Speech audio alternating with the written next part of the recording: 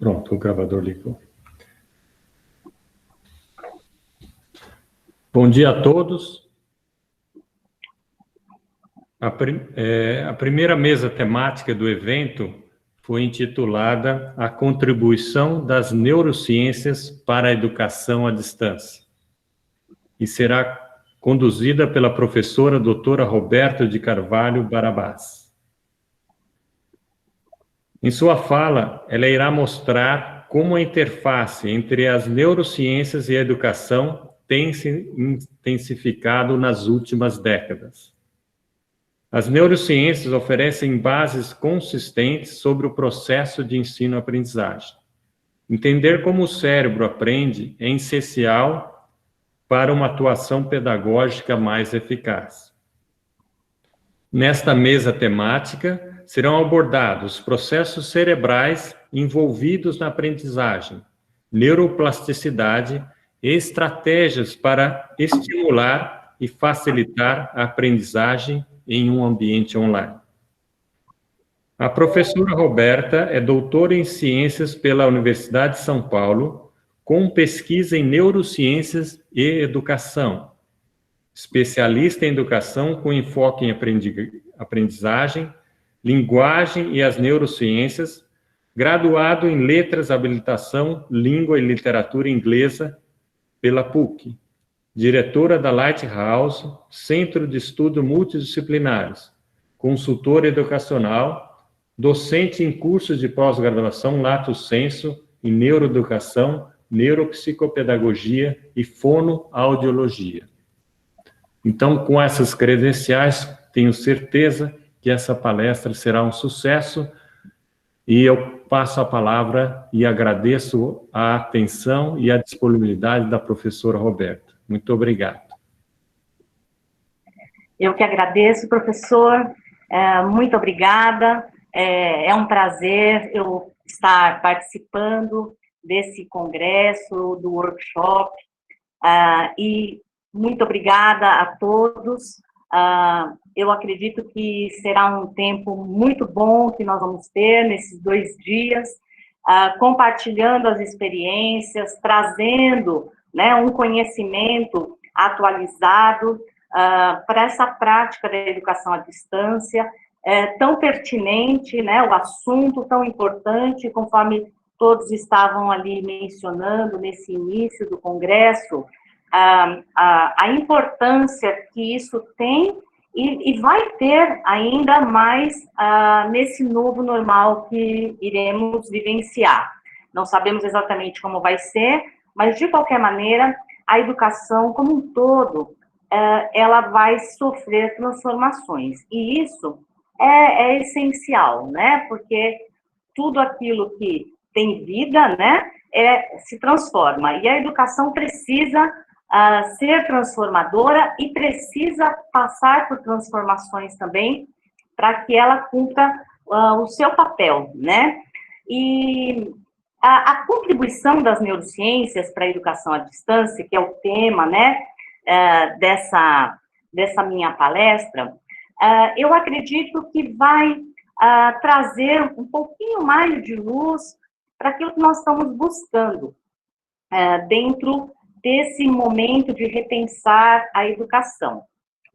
Bom, as neurociências, elas, hoje, a gente vê que elas fazem ponte com uma série de campos do saber. Diferentes áreas estão envolvidas com as neurociências. Então, originalmente, a gente tem o campo da biologia, né?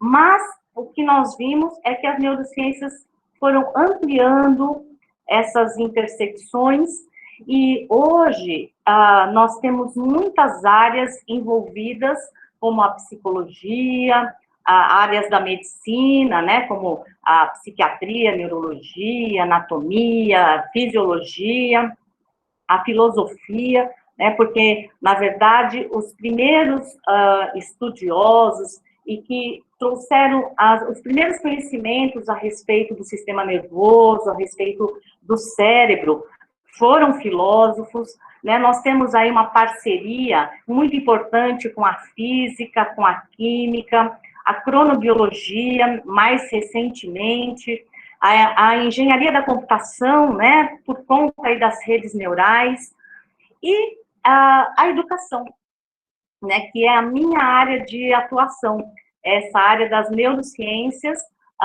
ligadas à educação, a neurociência educacional.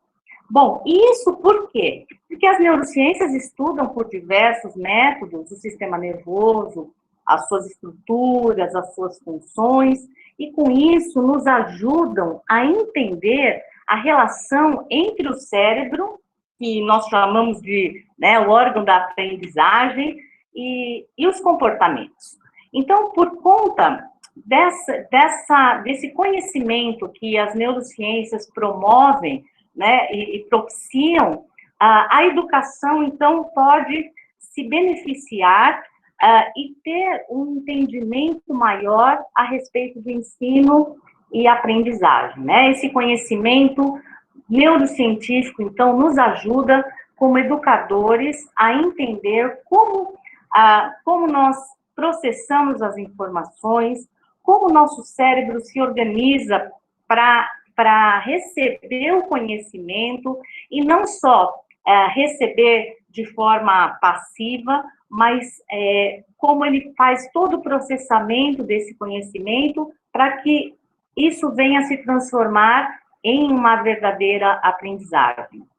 Então, hoje, nós da educação, nós podemos nos beneficiar muito desses conhecimentos que as neurociências nos trazem, para que nós possamos adaptar, para que nós possamos construir ambientes de aprendizagem, formas de ensino, materiais compatíveis, inovadores, né? Nesse início, nós estamos falando aí, né, no início do congresso, estávamos falando da necessidade de inovar, a necessidade de mudar, de pensar diferente, e com essas pesquisas, nós podemos fazer isso de uma forma mais científica, né? Hoje, a gente tem, por conta dos exames de neuroimagem e da tecnologia toda, hoje a gente tem formas de entender muito melhor como as informações são organizadas, né, são processadas, as áreas que estão em funcionamento, quando determinadas atividades são realizadas, os mecanismos neurais. Uma das áreas que eu me dediquei a estudar, e foi exatamente o que me levou para as neurociências, que foi a área do bilinguismo, porque a minha formação de base é em língua e literatura inglesas, e a minha curiosidade há 20 anos, né, eu comecei a me interessar sobre como a segunda língua é processada pelo cérebro, como que o nosso cérebro lida com diferentes línguas, né, interagindo entre si. E há 20 anos, então, eu comecei a estudar sobre o cérebro bilíngue, e foi exatamente essa curiosidade da época, né, que me motivou e que me encantou, e as neurociências, então, começaram a fazer parte da minha vida por conta dessa necessidade, dessa curiosidade, e o que eu queria entender sobre o bilinguismo. E uma das coisas é que essas técnicas de neuroimagem, elas contribuíram muito para o entendimento sobre bilinguismo, por exemplo, porque hoje se tem uma noção, claro, isso a gente fala em noção, né, porque nós somos únicos, os nossos cérebros são únicos, mas os exames nos ajudam a entender como o cérebro processa as informações, como as línguas se comportam, a diferença, por exemplo, entre um bilinguismo precoce e um bilinguismo tardio, que áreas do cérebro estão relacionadas à linguagem, por exemplo. E essas técnicas de neuroimagem nos ajudam a entender essa questão da aprendizagem. Estou dando esse exemplo relacionado ao bilinguismo, porque é algo que faz parte da minha trajetória, mas isso para a educação e para a aprendizagem de uma forma geral. Então, uma que eu poderia chamar uma grande contribuição das neurociências para a educação é esse conhecimento sobre o cérebro e os processos que levam à aprendizagem. E quando a gente fala disso, a gente fala de neuroplasticidade, né? A aprendizagem está ligada à neuroplasticidade. E esse é um tema muito amplo, muito estudado, muito bem conceituado e ainda com muitas possibilidades de descobertas, de estudo, que é a neuroplasticidade, que é essa capacidade que o nosso cérebro tem de se reconfigurar, de se reorganizar, de organizar as suas redes. A neuroplasticidade, então, é essa capacidade que o cérebro tem de se adaptar a coisas novas, mediante a estímulos cognitivos. A aprendizagem, ela faz acontecer essa neuroplasticidade. As nossas redes se reorganizam, novas redes de neurônios são criadas. A neuroplasticidade acontece também por conta de adaptações, por conta de algo que aconteceu no cérebro, por exemplo, um acidente vascular, encefálico, cerebral, ou então por algo degenerativo, por exemplo. Eu tenho neuroplasticidade acontecendo em todo o tempo no cérebro. E a aprendizagem, ela é responsável por grande dessas mudanças neurais. Por isso, o nosso cérebro, ele nunca é o mesmo, né? O cérebro nosso, que estava aqui, toda essa formação de rede que existia, por exemplo, antes do congresso, né, começar, agora já está diferente, porque já estamos interagindo, já estamos recebendo novos conhecimentos, novas ideias, esse compartilhamento, essa interação, tudo isso promove neuroplasticidade. E a neuroplasticidade, então, é a prova de que nós podemos e devemos mudar. É a prova de que é possível mudar conceitos, é possível mudar atitudes, comportamentos, é possível que a nossa educação mude, que nós, como educadores, mudemos, né, a nossa forma de ensinar, a nossa forma de compreender o mundo. É possível que os alunos mudem, é possível haver mudanças e transformações, porque o nosso cérebro é plástico, ou seja, ele é maleável, ele se transforma. E quando a gente entende a aprendizagem, então, a gente consegue promover condições facilitadoras. Conforme o professor Dutra até estava falando, né, sobre as condições diferentes.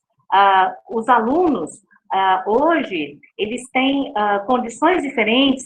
Essa situação que ele falou da Holanda, com relação às famílias, né? É claro que nós não conseguimos resolver o problema de todos, mas entendendo como o cérebro processa, como eu posso promover a aprendizagem, eu consigo criar condições que possam contribuir para uma aprendizagem mais efetiva. Eu posso também oferecer estímulos adequados, quer seja no presencial, quer seja à distância. Quando eu entendo como o cérebro aprende, eu planejo, eu organizo as minhas aulas, o meu currículo, de forma que eles contenham estímulos que vão promover a aprendizagem. Criar ambientes propícios, tanto ambientes presenciais, quanto ambientes virtuais também. E isso eu vou falar um pouquinho mais para frente. E elaborar propostas planejadas, que é algo que nós temos buscado nesse momento, e com essa situação da pandemia, nós vemos a fragilidade da nossa educação de qualquer forma, né? A pandemia expôs muito as fragilidades, expôs as diferenças sociais, expôs as diferenças familiares, né? Famílias que são mais integradas, que dão mais esse apoio, outras que estão mais desestruturadas, diferenças com relação ao acesso à tecnologia, né, que nós vemos, a grande dificuldade de uma parcela gigantesca de brasileiros, a dificuldade ao acesso à tecnologia, enfim. A pandemia, de qualquer maneira, ela trouxe à tona uma realidade que já estava lá, mas hoje ela está escancarada diante dos nossos olhos. E ela também trouxe à tona como está a nossa educação, como está acontecendo o ensino no Brasil. E é claro que nós temos muito a crescer, né? Temos alcançado muitas coisas boas, temos tido ensino de qualidade, sim, temos tido, mas temos muito mais ainda a crescer. E entender a aprendizagem vai nos ajudar a elaborar propostas planejadas. Bom, e quando eu falo de entender a aprendizagem, nessa visão das neurociências, a aprendizagem, ela não é algo que acontece automaticamente, e ela não acontece somente porque alguém me transmitiu um conhecimento, e essa transmissão pode ter sido vinda por canais diferentes. Alguém pode estar numa palestra, ou eu posso estar assistindo algo na TV. Na verdade, a aprendizagem, ela é um processamento. Ela é um processamento cognitivo e que ela depende de processos cognitivos primários. Ou seja, para que aconteça a aprendizagem, eu tenho etapas anteriores a ela, que precisam ser vivenciadas para que a aprendizagem aconteça. Muitas vezes nós falamos, tal aluno tem dificuldade de aprendizagem, ou eu estou com dificuldade de aprendizagem.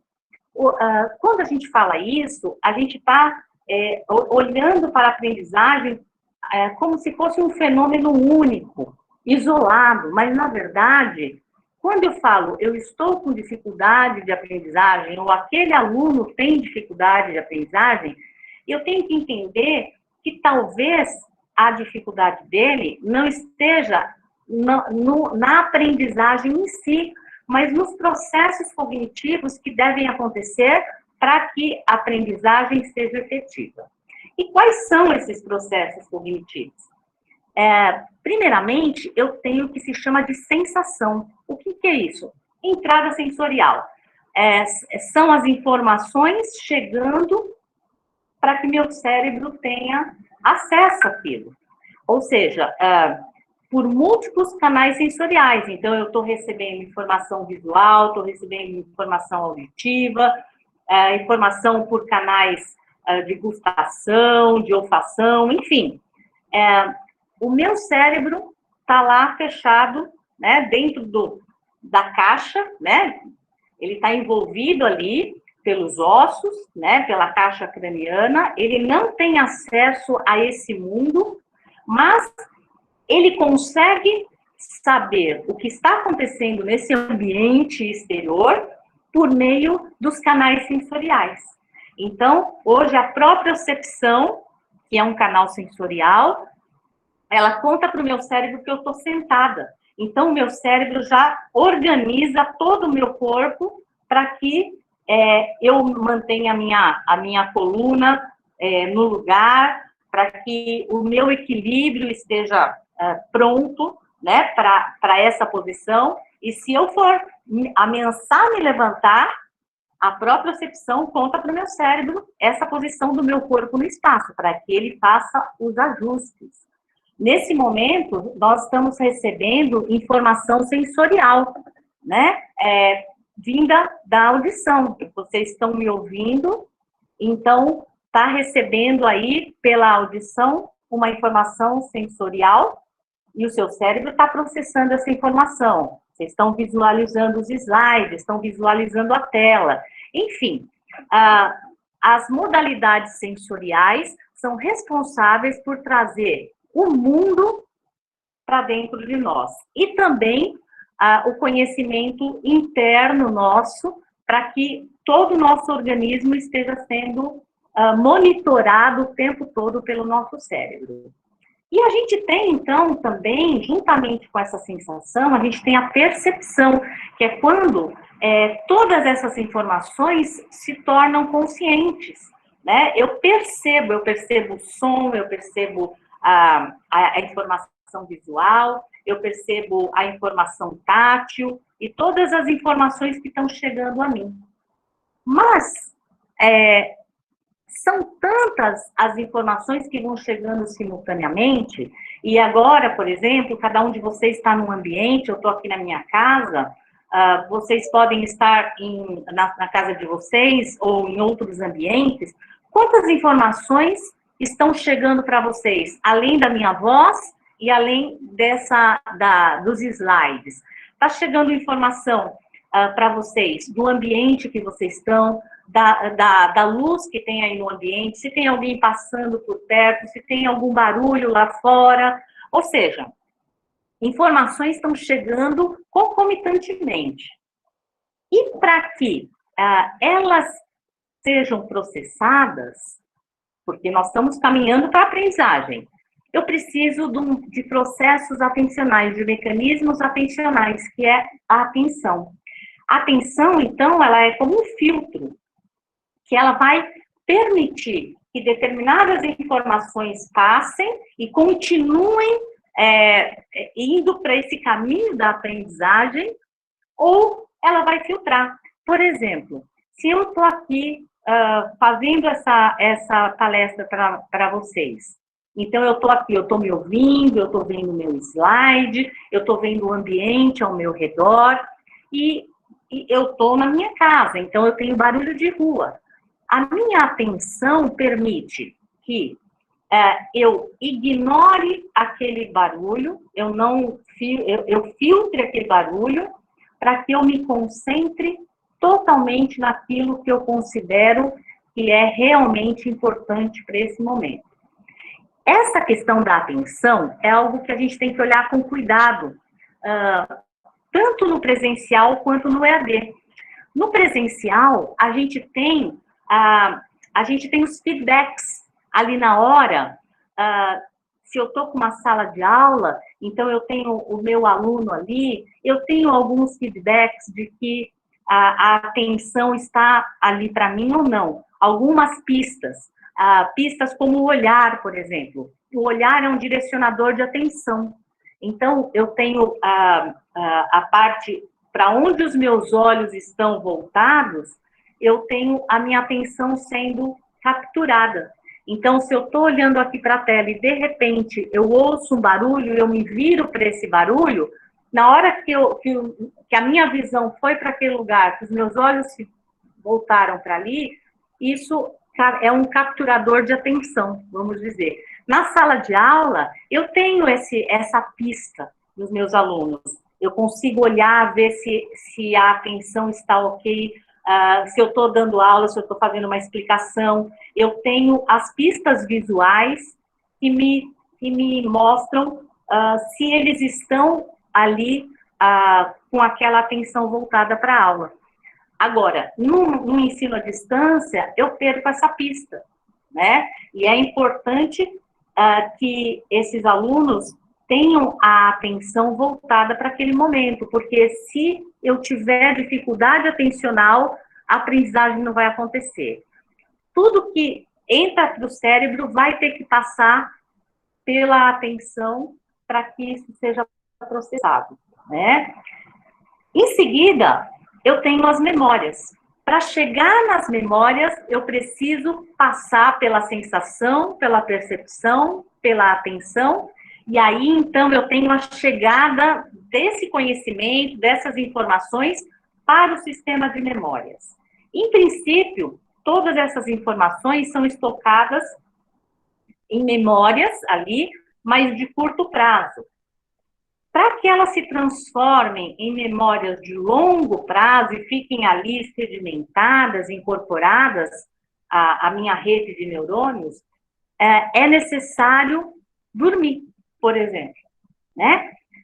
Não existe aprendizagem efetiva sem sono efetivo. O sono é um instrumento, se eu pudesse chamar assim, de aprendizagem, porque é durante o sono, em fases específicas do sono, que as memórias de curto prazo que estavam lá durante daquele dia são agora incorporadas, são trazidas para as memórias de longo prazo. É durante a fase do sono que acontece todo esse processamento da aprendizagem que foi recebida, né, do conhecimento, vamos dizer assim, que foi recebido naquele dia. E para que isso aconteça também, para que a memória possa, esse processo cognitivo de memória seja realmente solidificado, é necessário que haja repetições, ou seja, que aquele conteúdo volte a ser visitado, tanto por meio de uma atividade posterior que eu faça, quanto por meio de do professor reavivar aquele conhecimento numa próxima aula. Então, quando a gente está falando, por exemplo, de aprendizagem, eu tenho que considerar tudo isso. Então, por exemplo, num EAD, eu tenho que levar em consideração que essas etapas precisam ser cumpridas. E se elas não forem cumpridas, a aprendizagem não vai acontecer. Finalmente, chegando ao final disso, finalizando com o sono, eu tenho todas as possibilidades da aprendizagem acontecer realmente. Então, essa é uma visão cognitiva de como o processamento da aprendizagem acontece no nosso cérebro. E em qualquer idade, gente, para qualquer aprendizagem, para qualquer tipo de ensino, esses processos têm que acontecer. Então, se eu tenho problemas em qualquer uma dessas etapas, por exemplo, uma pessoa que tem um transtorno do déficit de atenção com ou sem hiperatividade, né? Então, essa pessoa vai ter problemas atencionais. Certamente, essa pessoa vai ter dificuldades para aprendizagem. Ela precisa ela precisa treinar essa questão da atenção, ela precisa receber não só um ensinamento, mas muitas vezes até mesmo uma questão de um tratamento para que essa questão seja resolvida. Porque se ela tiver problema atencional, ela vai ter problema de aprendizagem. Alguém que tem dificuldades, problemas no sono, né? Essa pessoa, muitas pessoas que têm problemas relacionados ao sono se queixam de problemas de memória, porque o sono, ele é responsável para que as memórias sejam, novas memórias sejam agregadas à rede já existente. Então, tudo isso está ligado à aprendizagem. Ela resulta, então, de uma mudança no comportamento por meio de experiências, né, por meio de aprendizados, mas ela tem pré-requisitos para acontecer. Eu preciso adquirir conhecimento. Para que eu adquira conhecimento, eu preciso de atenção. Se você estiver assistindo a palestra e você tiver com a atenção voltada para alguma outra coisa, para alguém, ou para um pensamento, esse conhecimento vai ficar preso nesse filtro e não vai continuar, né? Eu preciso de uma capacidade para agregar esse conhecimento a essa rede pré-existente, ou seja, eu preciso de que ele seja transferido para as memórias e, enfim, ele se transforma em aprendizagem. E tudo isso, necessariamente, precisa de sono. É interessante, como o professor Dutra estava falando, ele estava falando até com relação às famílias, né? Que nós precisamos ter essa visão mais ampla, mais holística, relacionada à aprendizagem. E isso é uma verdade, porque quando a gente tem essa visão mais ampliada sobre a aprendizagem, nós conseguimos fazer interferências nesse processo de forma a ajudar esse aluno. Então, eu vejo um aluno, por exemplo, que está chegando todo dia cansado, com olheira, esse aluno, ele se queixa, por exemplo, de que ele não dorme direito, por N motivos.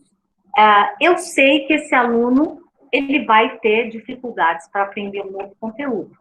Então, como professor, é claro, aí a gente está no papel de educador e não no papel de um médico, mas nós podemos orientar e orientar a buscar uma ajuda, a buscar um conhecimento do que está acontecendo, enfim. Como professores, essa visão ampla do processo de aprendizagem nos ajuda a direcionar esse aluno para que haja uma aprendizagem efetiva.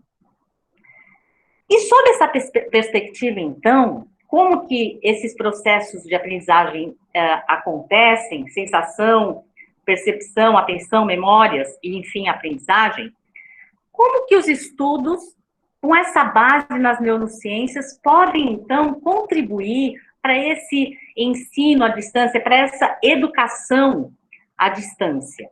Bom, a primeira coisa que é essencial a gente compreender, esse artigo foi publicado pelo MIT e pela plataforma edX, né, por pesquisadores que eles analisaram 6,9 milhões de exibição de videoaulas em 4 cursos no edX. Né? 28 mil alunos participaram desse estudo. E o que esse estudo concluiu, né? Que a primeira coisa é que quando as aulas que são disponibilizadas na plataforma, elas seguem o modelo de aula presencial tradicional, os resultados são inferiores, os resultados de aprendizagem. Isso os autores discutem no sentido de que, normalmente, quando a gente tem uma forma nova de comunicação, as pessoas tendem a usar modelos antigos. Por exemplo, os primeiros programas de televisão, eles eram programas de rádio filmados. Por quê? Não se sabia como fazer televisão. O que se tinha era um modelo de rádio. Então, começou a se filmar o rádio e passar na televisão. Os primeiros livros digitais, por exemplo, eram os livros impressos, então, que eram só digitalizados. E, porque o que se conhecia era o livro impresso. E quando se trata de aula e de ensino à distância, a referência que nós temos são das aulas presenciais tradicionais, naquele modelo de sala de aula. Então, a tendência é filmar aquilo e transformar numa aula EAD. Em muitos desses cursos, esses pesquisadores observaram isso. E a ideia que eles absorveram é de que as aulas presenciais tradicionais, naquele formato, não são a melhor estratégia. Ou seja, tentar reproduzir o modo presencial no online não surte o mesmo efeito do presencial. E isso por uma série de razões. Porque no presencial eu tenho já um ambiente educacional muito diferente. Eu tenho aquela sala de aula, eu tenho alunos, um ajuntamento de alunos, eu tenho o professor ali, não só à frente do aluno, mas caminhando entre os alunos. Então, eu tenho possibilidades de ensinar, de interagir de uma maneira muito diferente de quando eu estou num ambiente EAD e aquele aluno está sozinho na sala de aula dele, né? O que esse artigo traz de interessante para nós? Primeiro, é que o engajamento, ou seja, essa questão atencional dos alunos, ela é mais propícia em vídeos mais curtos. O que significa isso? Numa aula presencial, eu tenho aulas de 50 minutos. Então, quando eu trago isso para um ambiente EAD, é aquela coisa, muitas vezes eu quero trazer esse modelo de aula de 50 minutos. E o engajamento em ensino à distância, por vídeo, ele é diferente. O cérebro faz processos diferentes de engajamento. Então, o que o estudo analisou é que vídeos mais curtos, por volta de 6 minutos, quando há uma exibição de vídeo, por exemplo, e não a exposição de um conteúdo. A exposição de um conteúdo pode ser um pouco mais longa, mas quando o professor entra com um vídeo para exemplificar algo que ele está ensinando, quando ele traz um trecho de um filme, quando ele traz algum vídeo específico, esse vídeo deve ser curto.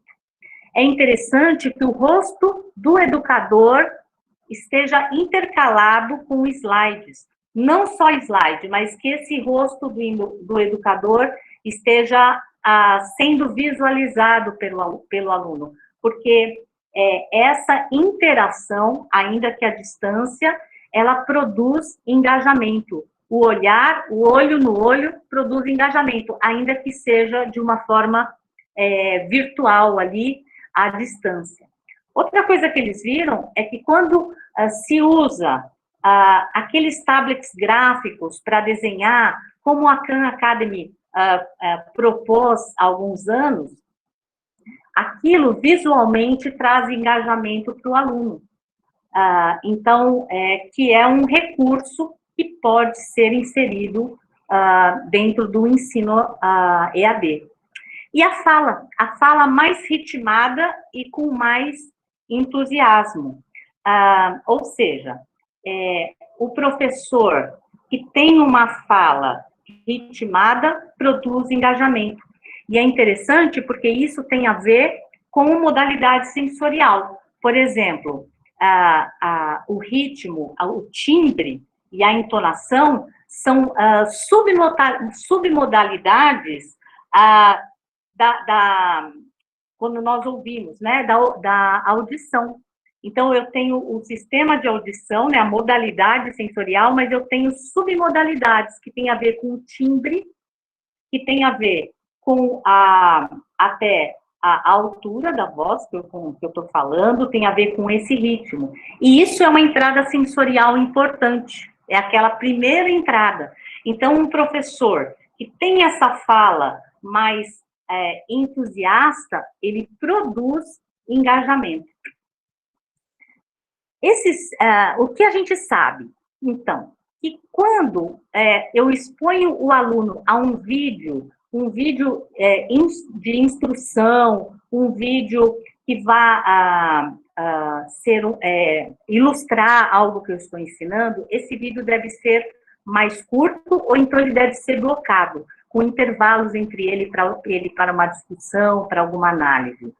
Se eu apresento para esse aluno um tutorial para ele aprender a fazer algo, o engajamento é entre 2 e 3 minutos em vídeos de tutoriais. E aulas expositivas, entre 18 e 20 minutos é o tempo de engajamento. Tanto é que o TED Talk, ele usa esse tempo para fazer o seu conteúdo expositivo. Então, a gente sabe que quando a gente está trabalhando com vídeo, com essa questão à distância, eu tenho que considerar essas flutuações de atenção e tenho que considerar esse engajamento. Por isso, o que a gente sabe, 18, 20 minutos de exposição é o ideal. E isso vai sendo intercalado em blocos. Não significa que a aula agora vai ter 20 minutos, mas que eu posso pegar essa aula de 50 minutos, de 1 hora, e eu posso ir transformando em blocos menores, para que eu segure esse aluno engajado. A gente sabe hoje que pequenas pausas ao longo de uma atividade melhoram a atenção, que foi como o professor Evandro ali propôs para nós, um intervalo de 15 minutos. O que a gente sabe? Que nesse momento eu estou numa flutuação de atenção, eu fiz uma pausa, eu fiz um intervalo, eu recapturo a atenção, né? Para isso eu sei, então, que eu devo ajustar a minha dinâmica de aula à distância, considerando que a atenção de um aluno, ela não se mantém lá no alto o tempo todo. Isso é normal, isso é fisiológico. A minha atenção flutua ao longo do dia. Tem momentos que a minha atenção tá menor. Por exemplo, depois do almoço. Depois do almoço, a atenção da gente vai diminuir um pouquinho. Por quê? Porque eu estou no momento de digestão. Então, o organismo da gente, né, é um sistema inteligente. Então, a atenção vai diminuir para que toda a concentração esteja feita ali na minha parte digestiva. O que eu posso fazer para isso? Né? Eu posso tomar um cafezinho depois do almoço, se eu preciso estar com a minha atenção mais fixa. O que o café faz? O que a cafeína faz? A cafeína bloqueia temporariamente a adenosina, que é uma substância que é produzida no nosso cérebro ao longo do dia. Conforme a gente vai fazendo atividades, essa adenosina vai se acumulando. É como um marcador de que você está se cansando. Lá no final do dia, o cérebro está lotado de adenosina. E aí a gente começa a bocejar, a gente começa a querer dormir. Por quê? Porque a adenosina é um marcador de que já trabalhou bastante, tá? Agora é hora de descansar. A cafeína faz o quê? Ela bloqueia temporariamente a ação dessa adenosina. Por isso que a gente fica um pouco mais desperto quando a gente toma um cafezinho. Uma outra coisa para melhorar a atenção, vai a dica aqui depois do intervalo, né? O cheiro do hortelã ou da menta, por exemplo, estimulam a nossa atenção. Então, um chazinho de hortelã ou uma bala de hortelã dão uma melhorada na atenção depois do almoço, né? Ou até mesmo escovar os dentes com a pasta de dente que tem o aroma e o sabor de hortelã. Bom, o cérebro, ele ignora estímulos constantes. Então, tudo que for constante, em determinado momento, o cérebro entra em habituação. Então, por exemplo, um professor que fala com a mesma fala constante e não muda a sua entonação e fica falando assim, o que acontece? Daqui um pouquinho, o cérebro do aluno entra em habituação e ele começa a voar, a ignorar. Roberta, por isso... nós temos Oi? muitas perguntas aí. Opa, então eu vou dar uma corrida. Obrigado. Bom, atenção prolongada diminui desempenho. Então, vamos considerar isso nas nossas aulas. A atenção, ela é influenciada por contexto, ou seja, o ambiente que aquele aluno está. Se ele está num ambiente tumultuado, isso vai influenciar na atenção. Então, no EAD, eu não tenho como controlar isso, né? Então, eu preciso simplesmente orientar que esse aluno tenha um ambiente propício, né? A característica dos estímulos, então, que tem a ver com o vídeo, que tem a ver com a voz, que tem a ver com esses intervalos, a expectativa e a motivação que esse aluno tem, relevância que ele acha, o que ele considerar importante, aquilo que ele vai focar a atenção, o estado emocional desses alunos, né? Em momentos de pandemia, o estado emocional de muitos jovens ficou muito precário, com tristeza e tudo, e isso é claro que vai impactar na atenção, e as experiências anteriores, aquilo que eu já vivi, já vivenciei, uma aula que foi chata, uma experiência antiga que eu tive com o EAD, que não foi bom, isso vai influenciar, e eu venho com aquela expectativa, e isso influencia a minha atenção. Bom, a emoção dos alunos vai interferir no processo de aprendizagem, tanto presencial quanto à distância. E o que a gente sabe, que toda interação afetiva vai produzir motivação, atenção, menor estresse, menos ansiedade e um melhor relacionamento entre alunos, tutores e professores. Hoje, já se tem estudos falando sobre ambientes virtuais com humor, com a criação de avatares, por exemplo, que são bem-humoradinhos, que vão interagir virtualmente com esses alunos, trazendo um ambiente mais leve.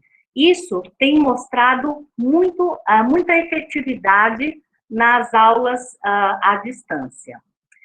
O MIT, com a Universidade de Memphis, tem estudado muito sobre isso, criando até mesmo tecnologia para entender as emoções dos alunos enquanto estão em ambiente virtual. Então, esse aqui é um exemplo, né, de equipamentos de pesquisa que eles criam para ver tanto a questão de olhar, de eye tracking, né, de posição, de postura, de padrões de postura que mostram ou não engajamento desses alunos, para a gente ver a importância que isso tem. Tudo que tem interação afetiva positiva, motivação, torna o sistema mais envolvente. O EAD pode sim ser envolvente, quando ele considera como o cérebro aprende, como gerar motivação, como gerar atenção, ele pode ser persuasivo para que esse aluno não desista, para que haja continuidade. E a empatia, né, que tem sido muito discutida nesse momento de pandemia. A empatia, que é o sentir em, né, é aquilo que não só eu achar que o meu aluno sente, mas eu me colocar no lugar dele.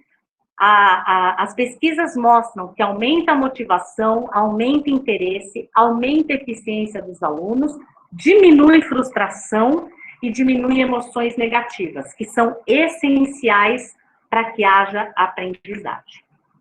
Bom, o cenário nosso, né, aponta para esse crescimento da educação à distância, para essa educação híbrida, né, conforme a professora Alessandra falou no início. Teremos, o professor Dutra também mencionou sobre essa questão, o presencial, o EAD se combinando, e mais do que nunca, então, a gente precisa dessa educação que está disposta, né, a mudar, a renovar e a inovar. Agora eu dei uma aceleradinha aqui, mas a ideia realmente nós vermos que a aprendizagem, ela não acontece por acaso, ela é fruto de uma integração, né, que acontece no nosso cérebro e que das informações todas que são, então, recebidas. Professor Dutra, o senhor disse que tinha perguntas? Professora Roberta, excelente palestra, muito interessante. Como eu já havia falado para você, a gente precisa sair um pouquinho da caixinha, que tem muitas propostas aí em outras áreas do conhecimento que não a nossa tradicional. Mas eu queria fazer algumas perguntas, tem muitas perguntas aqui. Talvez, se a gente não conseguir fazer isso, eu vou pedir para que a senhora responda e a gente coloca no próprio site lá. Mas, de uma maneira geral, o que eu percebi aqui, e tem muitas perguntas com TDAH, por exemplo, da Luciana Perdigão, e tem mais outras pessoas aqui que também estão falando disso. Então, a dúvida que eles têm é realmente em relação ao que fazer, ou como estimular no ensino online aí. A outra pergunta que apareceu aqui é com relação ao aluno surdo, o que fazer com eles aí. Então, tem a TDAH, o aluno surdo, e tem uma última pergunta aqui do professor Rogério Guzmão em relação a neuromarketing, que tem falado muito em gatilhos mentais, que são eficazes para aprender atenção. Essas técnicas podem ser usadas na educação. Então, olha, TDAH, o que fazer, o aluno surdo e esses gatilhos aí do neuromarketing. Perfeito. A questão, então, vamos começar, eu vou até partir do aluno surdo. O que acontece? Aquilo, logo no início, quando eu falei sobre a aprendizagem da sensação, né? São os canais sensoriais, é a forma de receber o conhecimento. Nesse caso, esse aluno, ele não tem esse canal sensorial, ele não tem essa modalidade sensorial, mas ele tem todas as outras preservadas, né? E por ele não ter essa entrada sensorial, ele tem outras até não só preservadas, mas também compensatórias. Então, por exemplo, muitos alunos surdos, eles têm uma audição muito mais refinada do que, uma visão muito mais refinada do que um ouvinte. Mesmo porque se ele usa a leitura labial ou se ele usa Libras, ele tem uma estimulação do visual, ele depende muito desse recurso visual. Então, o que a gente tem que considerar? Que os meus alunos vão receber informação por canais sensoriais. Eu preciso, de alguma maneira, promover a maior entrada sensorial possível. No caso do surdo, ele não vai ter a audição, mas ele tem a visão, e ele tem outros canais sensoriais também. Então, dentro do ensino à distância, eu posso promover essa possibilidade de uma plataforma visualmente muito atrativa, de ter atividades mão na massa, por exemplo, discussões ricas, tudo que pode trazer o sensorial para dentro, sem ser pela audição. Com relação ao TDAH, o que a gente sabe, o TDAH tem problemas atencionais. Então, é claro que tem casos e casos, né? Nem todo mundo que é desatento tem TDAH, e tem muita gente que tem TDAH e não é diagnosticado, mas essa questão, essa pessoa, o que a gente sabe hoje, tá? Que uma das questões importantes com TDAH é a dopamina. A dopamina é esse neurotransmissor de motivação. A dopamina é que produz engajamento no nosso cérebro e uma questão de focar a atenção. Então, uma das dicas é que o aluno com TDAH, ele tem que estar motivado para aquele assunto. O professor tem que levar para o aluno o significado daquela matéria, né, aquele assunto, tem que ter um significado para aquele aluno importante. Para que ele vai aprender? Em que ele pode aplicar? Como que aquilo vai contribuir? Isso traz engajamento para a pessoa com TDAH. E com isso, ela acaba entrando num estado que a gente chama de hiperfoco. O hiperfoco é uma vantagem cognitiva do TDAH, de quem tem TDAH. O que significa? Ele pega, ele consegue manter uma atenção e uma alta concentração em assuntos, em atividades que para ele são prazerosas. Por isso que uma pessoa com TDAH consegue jogar videogame por 10 horas prestando atenção ali, fixa. Por quê? Porque ela usa hiperfoco. O hiperfoco é uma concentração que vem por motivação. por ela ter prazer naquilo. E essa é uma ferramenta importante. Além de uma alimentação que possa promover dopamina também, né? Alimentos que são bons e que vão promover a produção de dopamina. Ouvir música produz dopamina, a mindfulness produz dopamina, acalma o TDAH também, que é algo que a prática de mindfulness, né, que vocês podem até pesquisar um pouco mais na internet, caso se interessem. A mindfulness ajuda a controlar a respiração e ajuda a promover ondas alfa no cérebro, que são ondas que acalmam o cérebro também. Com relação ao neuromarketing, o neuromarketing, as técnicas, né, usadas, eles usam muito as técnicas que a gente chama de priming, de pré-ativação. O que é isso? Por exemplo, no cérebro da gente, conforme nós estamos interagindo, nós vamos selecionando redes neurais ligadas àquele tema. A pré-ativação eu lanço alguma coisa, eu falo alguma coisa, ou eu mostro a imagem, e conforme aquela pessoa recebe aquela imagem, que pode ser tanto consciente como inconsciente, ela tem uma ativação das áreas do cérebro ligadas àquilo. Professor, posso contar uma experiência muito rapidamente sobre isso? Claro, claro. Dá tempo? Por exemplo, foi feita uma experiência num supermercado, em que na fileira dos vinhos, eles colocaram uma música, uma caixinha de som, uma música bem baixinha, só naquela fileira dos vinhos. Então, num dia, eles colocaram música francesa, cantando em francês. No outro dia, eles colocaram em espanhol, e num terceiro dia, eles colocaram em italiano, né, as músicas. E o que eles fizeram? Os pesquisadores analisaram os vinhos que eram consumidos em cada dia. O que eles visualizaram? Que no primeiro dia, o dia que tocou a música francesa, houve o maior consumo de vinhos dessa origem, e assim, condizendo com o tipo da música. O que era interessante é que essa música, ela era quase imperceptível, ela estava num volume muito baixo. E os pesquisadores ficaram no caixa do mercado, e cada pessoa que chegava, o caixa acionava esse pesquisador, ele vinha e ele perguntava: o senhor comprou esse vinho? O senhor já conhece? A pessoa falava: não, eu nunca experimentei.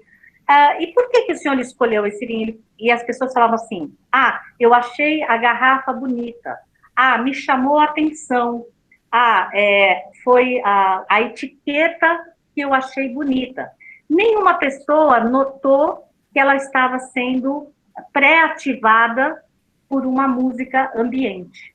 Ou seja, o que eles visualizaram é que essa pré-ativação nos faz ter comportamentos e que muitas vezes nós nem sabemos conscientemente que estamos tendo aquele comportamento. Isso em sala de aula, o priming pode e deve ser usado também na educação. Por exemplo, se eu vou dar um exemplo muito simples, tá? Vamos dizer que eu vou ensinar sobre felinos. Então, eu posso, antes até de começar a minha aula, se eu estou numa aula presencial, eu posso colocar slides rodando na minha aula enquanto os alunos estão entrando, só com felinos. Leão, tigre, leopardo, vai rodando, até numa velocidade bem alta que ninguém consegue nem perceber claramente. O que é isso? O sistema visual pegou aquela informação e automaticamente acionou uma rede no meu cérebro ligado aos felinos.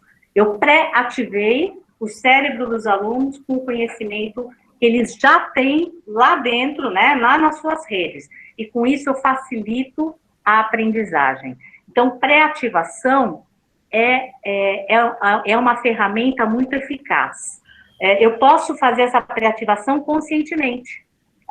Numa aula, eu posso, quando eu dou aquela introdução da aula, falando sobre o que eu vou falar, e eu já motivo aquele aluno por que vai ser legal, por que ele tem que aprender, eu estou usando pré-ativação. E com isso, eles já estão selecionando as redes, as memórias que eles têm sobre aquele assunto, e eu propicio, então, uma aprendizagem mais efetiva. Não sei se eu respondi exatamente, né? Se eu satisfiz a dúvida, mas a gente tem assunto assim, né, para um dia inteiro, né? Professora Roberta, em nome da coordenação do evento, eu agradeço muito essas dicas, essas orientações. A gente vê que realmente, às vezes, a gente tem vídeos muito curtos, mesmo os vídeos longos, essa ideia de pausa, aí você coloca um aplicativo, isso aí é muito interessante, né? No fim, a gente fica reproduzindo o que a gente fazia 100 anos atrás, ou seja, continua a mesma coisa. E, através do estudo, que a gente tem que sempre trabalhar em cima das pesquisas, existem outras formas. Se você quiser falar muito, fala, mas para um pouco, reflita um pouco. Muito legal essas dicas aí. Muito obrigado aí, novamente, pela sua excelente apresentação. Obrigado. Eu estou colocando aqui no chat o livro Subliminar.